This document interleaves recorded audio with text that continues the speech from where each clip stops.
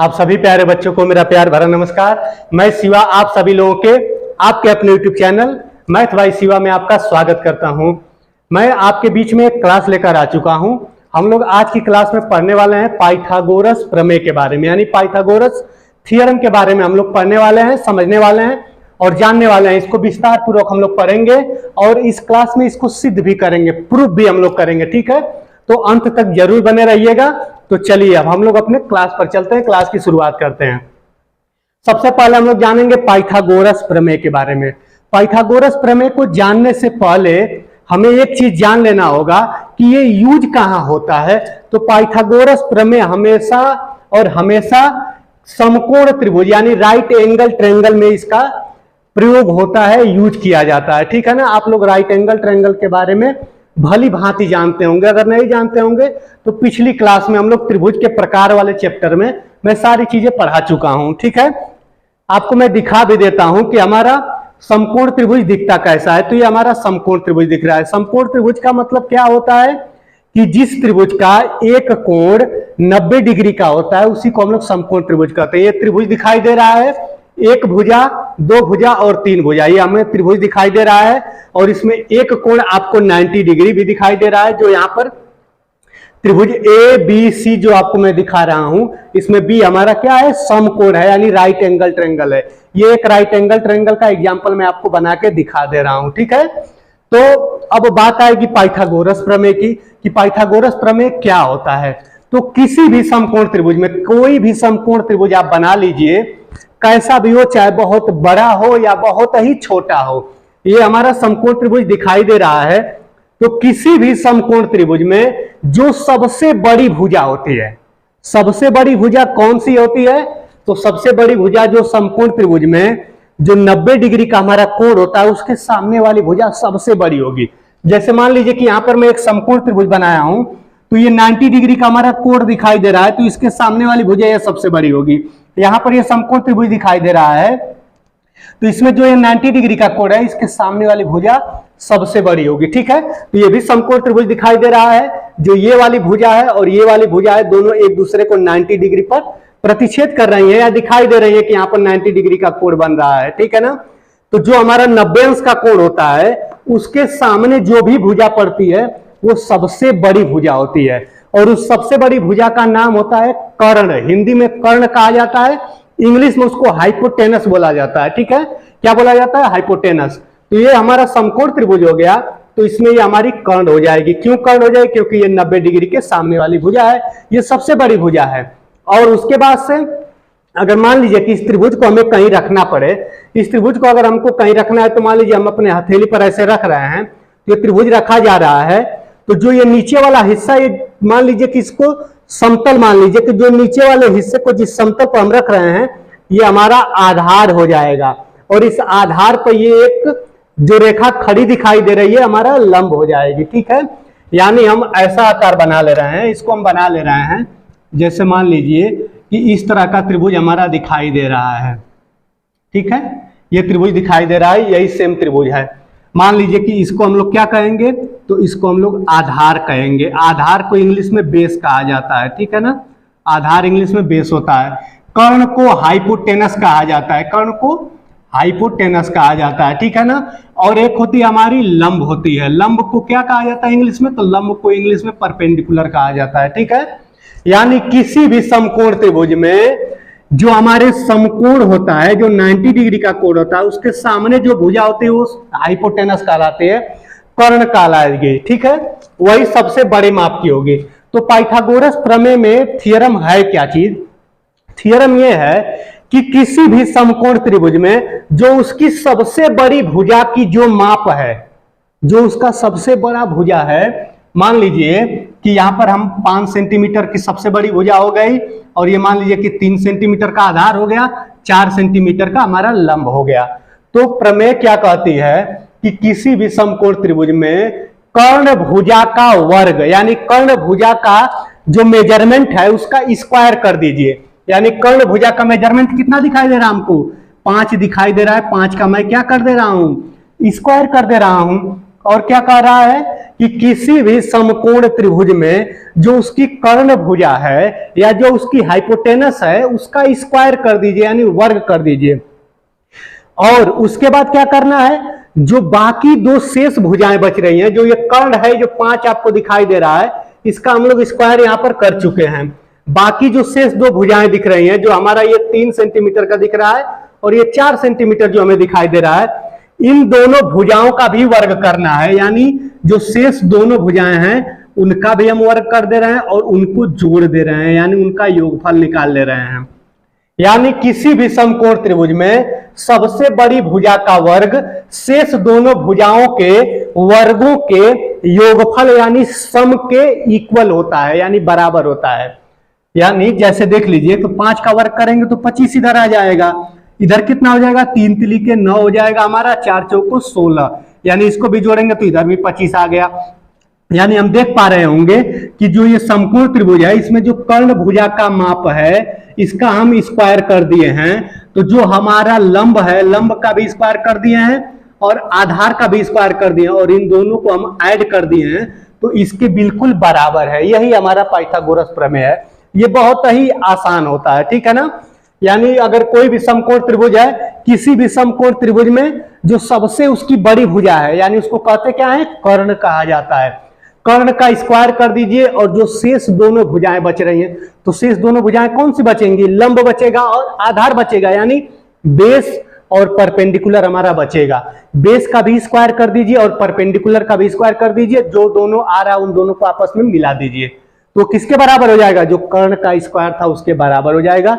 यही main Pythagoras theorem है, यही प्रमेय का मेन उद्देश्य होता है, ठीक है ना। चलिए अब हम लोग आगे बढ़ते हैं, इसको सिद्ध करने की तरफ चलेंगे। ये क्यों होता है, कैसे होता है। मान लीजिए अगर कर्ण का वर्ग करने पर शेष दोनों भुजाओं के वर्गों के योग के बराबर हो जा रहा है, तो इसको सिद्ध करने पर भी तो ये चीज आना चाहिए। तो चलिए शुरुआत करते हैं, देखते हैं कैसे सिद्ध किया जाएगा। यहां पर मैं पहले से लिखा हूं, देख लीजिए, लिखा हुआ है कि किसी भी समकोण त्रिभुज में कर्ण भुजा का वर्ग शेष दोनों भुजाओं के वर्ग के योगफल के बराबर होता है। यानी कोई भी समकोण त्रिभुज है, जैसे मान लीजिए कि ये समकोण त्रिभुज है, कंफ्यूज मत होइएगा कि ये समकोण त्रिभुज है, ठीक है। ये समकोण त्रिभुज, जैसे मान लीजिए कि ये त्रिभुज ऐसे सीधा रखा हुआ है, तो ये समकोण त्रिभुज है ही। इसको अगर ऐसे भी कर देंगे तब भी समकोण त्रिभुज रहेगा, ऐसे भी कर देंगे तब भी समकोण त्रिभुज रहेगा, ऐसे भी कर देंगे तब भी समकोण त्रिभुज रहेगा। समकोण त्रिभुज के लिए हमें क्या चाहिए, एक कोण 90 डिग्री का हो, ठीक है ना। जरूरी नहीं है कि उसका फिगर हमेशा ऐसे ही बना रहे, ठीक है। यहां पर एक समकोण त्रिभुज हम बनाए हुए हैं। ये हमारी सबसे बड़ी भुजा जो AC भुजा दिख रही है, ये ट्रायंगल ABC हम बनाए हैं, एक राइट एंगल ट्रायंगल है ABC। इसमें जो हमारा कोण 90 डिग्री, ये B पर हमारा कोण 90 डिग्री है, यानी B हमारा समकोण है। समकोण के सामने वाली भुजा कर्ण है, यानी हाइपोटेनस है। ये हमारा आधार है और ये हमारा लंब है। यानी जो शेष दो भुजाएं बचती हैं उसमें आधार और लंब बदलता रहता है। आधार और लंब क्यों बदलता रहता है, क्योंकि मान लीजिए कि ये त्रिभुज है, त्रिभुज को हम कभी मान लीजिए कि ये 3 सेंटीमीटर वाली भुजा है, तो ये 3 सेंटीमीटर को अगर जमीन पर रखेंगे तो ये आधार हो जाएगा। जो 3 सेंटीमीटर को जमीन पर रखेंगे ऐसे, तो ये आधार हो जाएगा। आधार को ही तो जमीन पर रखा जाता है, समतल पर रखा जाता है, तो ये हमारा आधार हो जाएगा, ये लंब हो जाएगा। अगर इसको ठीक ऐसे हम रख दे रहे हैं, मान लीजिए ऐसे, तो आधार का काम ये करने लगेगा, लंब का काम ये करने लगेगा। यानी लंब और आधार हमेशा बदलता रहता है, लेकिन कर्ण कभी नहीं बदलेगा। हाइपोटेनियस कभी नहीं बदलता है, क्यों, क्योंकि वो एक ही भुजा होती है और जो सबसे बड़ी होती है, ठीक है ना। यानी ये हमारा कर्ण भुजा है, ये आधार हो गया, लंब हो गया। तो पाइथागोरस प्रमेय क्या है कि कर्ण का स्क्वायर कर दीजिए और लंब और आधार का स्क्वायर करके जोड़ दीजिए, ये दोनों आपस में इक्वल होंगे, यानी आपस में दोनों तरफ बराबर होगा, ठीक है ना। हम लोग अभी लेकर देखे थे, एक और उदाहरण देख लेते हैं, समझ लेते हैं। जैसे मान लीजिए कि कोई समकोण त्रिभुज है जिसकी एक भुजा 10 सेंटीमीटर की है, एक भुजा मान लीजिए आधार उसका 6 सेंटीमीटर का है और मान लीजिए लंब उसका 8 सेंटीमीटर का है। पाइथागोरस प्रमेय क्या कह रहा है कि कर्ण का स्क्वायर कर दीजिए, तो कर्ण हमारा 10 सेंटीमीटर का है, सेंटीमीटर भी आगे लिख दे रहे हैं, कंफ्यूज मत होइएगा, सेंटीमीटर, मीटर हो सकता है, सेंटीमीटर कुछ भी हो सकता है, ठीक है ना। तो ठीक है, मान लीजिए कि जो कर्ण का स्क्वायर कर दे रहे हैं, तो कर्ण वाली भुजा हमारी 10 सेंटीमीटर के, इसका हम स्क्वायर कर दे रहे हैं, कितना आ जा रहा है, 100 आ गया, ठीक है। जो शेष दोनों भुजाएं बच रही हैं, तो ये भुजा बच रही है 6 का स्क्वायर कर दे रहे हैं और 8 का स्क्वायर कर दे रहे हैं। किसका? 6 और 8 का। तो जो 6 का स्क्वायर करेंगे तो कितना हो जाएगा? 36 हो जाएगा हमारा, और इसका हो जाएगा 64। इसको भी जोड़ेंगे तो ये भी हमारा 100 आ जाएगा। देखिए दोनों तरफ बराबर आ रहा है, ठीक है। यानी आप समझ पा रहे होंगे कि किसी भी समकोण त्रिभुज में जो इसका कर्ण होता है, कर्ण का अगर स्क्वायर कर दिया जाए तो शेष दोनों भुजाओं के वर्ग के योग के बराबर होता है, ठीक है ना। अब बात आएगी इसके प्रूफ की। प्रूफ की इसलिए बात करेंगे कि जो कक्षा 10 के बच्चे हैं उनके लिए एक सबसे इंपॉर्टेंट क्वेश्चन ये होता है, ठीक है। क्लास 10th के जो बच्चे हैं, चाहे सीबीएसई बोर्ड के बच्चे हों या यूपी बोर्ड के बच्चे हों, उनके लिए ये थियरम हमेशा कर उनके बोर्ड के एग्जाम में प्रूफ करने के लिए पूछ देता है, ठीक है। तो आइए हम लोग प्रूफ करना भी इसको देखते हैं कि कैसे ये प्रूफ किया जाएगा, ठीक है। प्रूफ करने के लिए शुरुआत करते हैं। देखिए जैसे मान लीजिए कि ये त्रिभुज हम बनाए हुए हैं, समकोण त्रिभुज आपके सामने बना हुआ दिखाई दे रहा है। मैं यहां पर किया क्या हूं कि जो इसका समकोण यानी जो बी पर कोण बन रहा है, इस शीर्ष से सामने वाली भुजा यानी कर्ण पर मैंने लंब डाल दिया है। कर्ण पर लंब खींच लेंगे, सबसे पहले कर्ण पर लंब खींच लेंगे।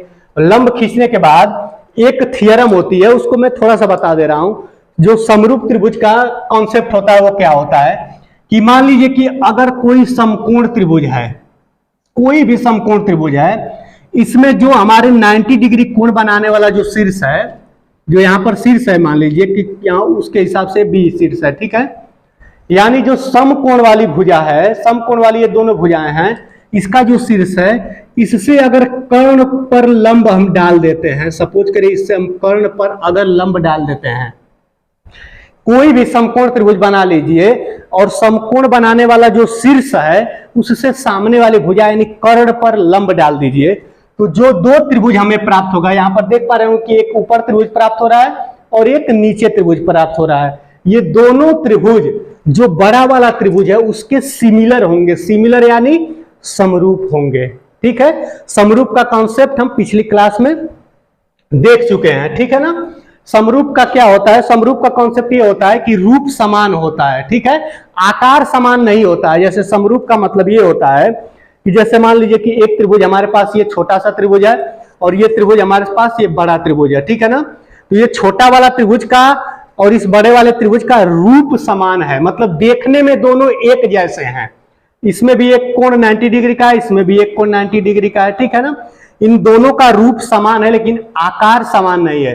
अगर आकार समान हो जाएगा तो ये दोनों समरूप नहीं सर्वांगसम हो जाएंगे, यानी कॉन्ग्रुएंस हो जाएंगे, ठीक है। ये दोनों कैसे हैं? सिमिलर फिगर है। कैसे फिगर है? सिमिलर मतलब मिलता जुलता है, यानी आकार इन दोनों का एक है, मतलब रूप एक है, ठीक है ना। साइज एक नहीं है, ठीक है ना। शेप एक है, शेप मतलब आकार इसका एक तरह का है, ठीक है। तो चलिए, यानी परिभाषा क्या है कि मान लीजिए कि अगर इससे सपोज करिए कि अगर इसको सेट करते हैं तो सेट होगा कि नहीं सेट होगा, शायद ये नहीं सेट हो पाएगा। सेट हो रहा है, देखिए मान लीजिए, देखिए हम कह क्या रहे हैं कि कोई समकोण त्रिभुज है, जो नीचे वाला समकोण त्रिभुज बड़ा वाला समकोण त्रिभुज है और ये जो छोटा वाला हमारा समकोण त्रिभुज है, तो जो ये समकोण बनाने वाली जो भुजा है इससे आप क्या कर दीजिए, सामने वाली भुजा पर लंब डाल दीजिए, यानी परपेंडिकुलर डाल दीजिए। यहाँ पर परपेंडिकुलर दिखाई दे रहा है, तो जो ये छोटा वाला त्रिभुज अलग प्राप्त हो रहा है, इसी वाले त्रिभुज से जो ये छोटा वाला त्रिभुज निकल रहा है, यहाँ पर वो स्पष्ट हो रहा होगा। ये जो दो त्रिभुज निकल रहे हैं, एक त्रिभुज हम बना पाए हैं, मान लीजिए जो ये छोटा वाला त्रिभुज निकल रहा है तो ये इसके समरूप होता है, ठीक है। ये कॉन्सेप्ट है, एक ये भी थियरम है कि किसी भी त्रिभुज में, किसी भी समकोण त्रिभुज में जो समकोण बनाने वाली भुजा है उससे सामने वाली भुजा पर परपेंडिकुलर ड्रा कर दीजिए, उससे सामने वाली भुजा पर परपेंडिकुलर ड्रा कर दीजिए, तो जो छोटा वाला त्रिभुज हमको मिलेगा वो इसके समरूप होगा, किसके? बड़े वाले त्रिभुज के समरूप होगा, ठीक है ना। आइए चलिए, ये चीज समझ चुके हैं तो आगे बढ़ते हैं। आगे बढ़ेंगे, देखेंगे कैसे ये सिद्ध करना है, समरूप कैसे होते हैं, ये चीज समझ में आ गया होगा। अब देखिए, इससे समझ में ज्यादा अच्छे से आएगा। जैसे मान लीजिए कि आपके सामने जो ये फिगर बना हुआ है ए बी सी, इसको मान लीजिए कि मैं ये बना दिया हूं, आपको दिखाई दे रहा होगा कि जो ए बी सी है, देखिए ए बी सी आपके सामने वही ट्रायंगल में बनाया हूं, ठीक है, आपको दिखाई दे रहा होगा। ठीक है, और क्या किए हैं, इस बी से इस पर लंब डाल दिए हैं, इस बी से इस पर क्या किए हैं, लंब डाल दिए हैं। इस बी से हम इस पर क्या कर रहे हैं, लंब खींच दे रहे हैं। तो लंब कैसे खींचेंगे, देखिए इस बी शीर्ष से इस पर हम लंब खींच दे रहे हैं, इस वाले भुजा पर हम लंब खींच दिए हैं। तो जो हमें ये दो त्रिभुज मिलेगा, मतलब कहने का मतलब कि ये दो छोटा छोटा त्रिभुज मिलेगा। पहला त्रिभुज क्या मिल रहा है, ए डी बी मिल रहा है, और दूसरा बी डी सी मिल रहा है। मतलब ये एक त्रिभुज ये मिल रहा है, एक त्रिभुज ये मिल रहा है। ठीक है ना, दो छोटे छोटे त्रिभुज मिल रहे हैं। कब मिल रहे हैं, इस समकोण बनाने वाली भुजा से इस पर लंब डालने के बाद दो त्रिभुज में बट जा रहा है, मिल रहा है हमको। ठीक है ना, अब करना क्या है हमको, देखिए जो बड़ा वाला हमारा त्रिभुज है, सबसे पहले लिखेंगे हम प्रूफ करना है, सिद्ध कर रहे हैं कि क्यों कर्ण का स्क्वायर लंब और आधार के स्क्वायर के बराबर होता है, यानी क्यों AC का स्क्वायर AB का स्क्वायर प्लस BC के स्क्वायर के बराबर है। AC क्या है हमारा, कर्ण है, AB क्या है हमारा, आधार है, और BC क्या है हमारा, लंब है। यानी AB का वर्ग और BC का वर्ग करके जोड़ेंगे तो AC के वर्ग के इक्वल होगा। कैसे सिद्ध करेंगे, देखिए सबसे पहले हम लोग चलेंगे त्रिभुज ABC में, जो बड़ा वाला त्रिभुज है हमारा, त्रिभुज ABC तथा दोनों में मिलान करेंगे, त्रिभुज ABC तथा त्रिभुज ADC। इससे जो छोटा वाला टुकड़ा मिल रहा है, मैं दोनों टुकड़ा बनाया हूं, जो इधर वाला टुकड़ा यहां पर बनाया हूं, उधर वाला टुकड़ा यहां पर बना हुआ है। ठीक है ना, तो जो बड़ा वाला त्रिभुज है और इस वाले त्रिभुज की हम लोग तुलना करने जा रहे हैं, यानी त्रिभुज ADB में। ठीक है ना, यानी त्रिभुज ABC तथा ADB में क्या हम लोग पा रहे हैं कि ये दोनों क्या है, सिमिलर है। मैं अभी बताया हूं कि दोनों समरूप हैं। जब दो त्रिभुज आपस में समरूप होते हैं तो एक नियम होता है, नियम ये होता है कि उसकी संगत भुजाओं का अनुपात। संगत भुजा का मतलब क्या होता है कि जैसे मान लीजिए कि ये त्रिभुज, ये दोनों त्रिभुज हैं, तो दोनों त्रिभुज में ऐसे हम रख दे रहे हैं। ठीक है ना, इस त्रिभुज को ऐसे रख दे रहे हैं, तो जो ये वाली भुजा है इसके संगत हो जाएगी, जो ये वाली भुजा है इसके संगत हो जाएगी, और जो ये वाली भुजा है इसके संगत हो जाएगी। ठीक है, आपको समझ में आ रहा होगा कि दो त्रिभुज हैं, तो दो त्रिभुज में अगर संगत भुजाओं की बात कर रहा है तो संगत भुजा देखिए कैसे प्राप्त करेंगे। तो ये दोनों सिमिलर हैं, सिमिलर तो हम लोग पता चल गया। तो सिमिलर के बाद से क्या पता करना है कि देखिए ये वाली जो भुजा है हमारी, इसके संगत साइड हो जाएगी, यानी कॉरेस्पॉन्डिंग। ठीक है ना, ये वाला इसके संगत होगा और ये वाला इसके संगत होगा। ठीक है ना, देखिए होता क्या है, बड़े वाले त्रिभुज और छोटे वाले त्रिभुज से हम लोग देख रहे हैं, होगा क्या कि किसी भी दो समरूप त्रिभुजों में संगत भुजाओं का अनुपात आपस में बराबर होता है। क्या कह रहा है कि किसी भी दो त्रिभुज में अगर समरूप हैं, अगर दो त्रिभुज समरूप हैं, तो उन दोनों त्रिभुजों में जो संगत भुजाओं का अनुपात होता है, यानी रेशियो होता है, वो हमेशा इक्वल होता है। जैसे मान